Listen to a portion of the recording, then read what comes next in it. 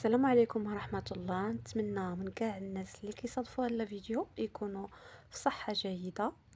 اليوم ان شاء الله نبداو بعد اول حاجة الفيديو ديالنا باللهم صل وسلم على سيدنا محمد. اليوم ان شاء الله بغيت نشارك معكم هذه الوصفة هذه اللي هي الدواء ديال البرد، وصفة مجربة رائعة اللي كتكون من ثلاثة المكونات اللي هما كما تشوفوا معايا: التين والثوم اللي هي الشريحة والثومة وزيت البلدية. ثلاثة المكونات. تناخدو الشريحة ديالنا تنقيوها، كذلك الثومة كنديروهم في الكسكاس حتى كيتفوروا. كناخد كل ثومة كندير وسط منها وسط، كنديرها وسط الشريحة.